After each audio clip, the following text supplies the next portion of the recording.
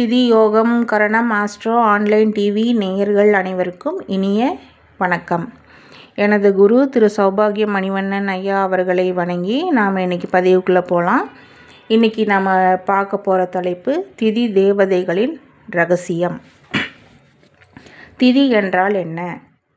திதி அப்படின்னா தூரம், தொலைவு அப்படின்னு சொல்லி தமிழ் வார்த்தைகளில் சொல்லப்படுது. அதாவது சூரியனுக்கும் சந்திரனுக்கும் இடைப்பட்ட பிரயாண தூரம், இவங்க ரெண்டு பேர்த்துக்கும் இடையில இருக்கிற தூரத்தை தான் நம்ம திதி அப்படின்னு சொல்லி சொல்கிறோம். இப்போ இந்த ஒவ்வொரு திதிக்குமே ஒவ்வொரு திதி நித்யா தேவதைகள் அப்படின்னு சொல்லிட்டு இருக்கிறாங்க. நாம் பிறந்த திதிகளில் அதற்குண்டான திதி நித்யா தேவதையை நம்ம கும்பிட்டு ஒரு சில நற்காரியங்களை நம்ம செய்யும் பொழுது நன்மையான பலன்களை பெற முடியும் அப்படின்னு சொல்லி ஜோதிட சாஸ்திரம் சொல்லுது.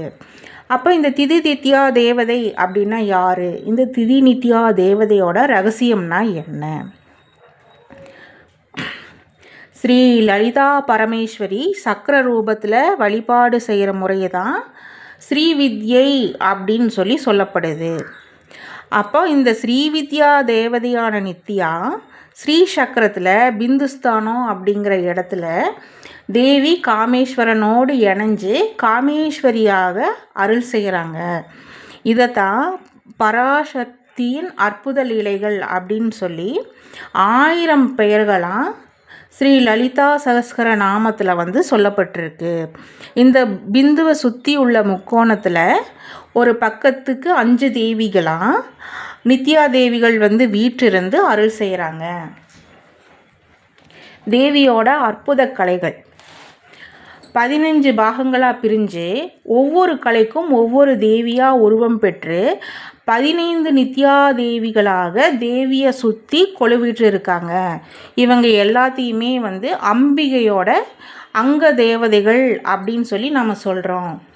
இப்போ ஒரு மாதம் அப்படிங்கிறது வளர்பிறை தேய்பிறை அப்படின்னு சொல்லி 2ஆக பிரிஞ்சு வளர்பிறைக்கு 15 திதிகள், தேய்பிறைக்கு 15 திதிகள் அப்படின்னு சொல்லி நம்ம சொல்கிறோம். அப்போது இந்த மகாநித்யா கலைகளில் தோன்றின 15 திதி நித்யா தேவதைகளுமே ஒவ்வொரு பட்சத்திற்கும் ஒரு நாள், ஆக மாதத்துக்கு 2 நாள் இந்த பிரபஞ்சத்தை நிர்வகிக்கும் பொறுப்பை அவங்க செயல்படுத்திட்டு இருக்காங்க. இப்போது தெய்வங்களை திதிகளில் நம்ம வழிபாடு செய்கிறோம். அதே போல் இறந்த முன்னோர்களுக்கு அமாவாசை திதியிலையும் இல்லை அப்படின்னா அவங்க உயிர் பிரிந்த திதிகள்லையும் நம்ம வழிபாடு அப்படிங்கிறது செஞ்சிட்ருக்குறோம். ஆனால் நாம் பிறந்த திதிக்குரிய தேவதைகளைய நாம் வழிபாடு செய்கிறத மறந்துட்டோம். அதனால தான் நம்ம வாழ்க்கையில் முன்னேற்றம் அப்படிங்கிறது இல்லை. நமக்கு கிடைக்க வேண்டிய நியாயமான பலன்கள் அப்படிங்கிறது கிடைக்கிறது இல்லை. அப்போ நம்ம என்ன செய்யணும்? இந்த ஒவ்வொரு திதியையும் பரிபாலனம் செய்யும் மூல தேவியை நாம் மறக்காமல் வழிபாடு செஞ்சு வந்தோம் அப்படின்னா நம்ம வாழ்க்கையில் முன்னேற்றம் அப்படிங்கிறது அடையலாம். நம்ம வாழ்க்கையில் வறுமை அப்படிங்கிறது அண்டாது. அனைத்து சங்கடங்களில் இருந்துமே நாம் விடுதலை அப்படிங்கிறது பெற முடியும். அப்போது எந்தெந்த திதிகளில் பிறந்தவங்க எந்தெந்த திதி நித்யா தேவதைகளை வழிபாடு செய்யணும் அப்படிங்கிறது ஒரு கேள்வி வரும்.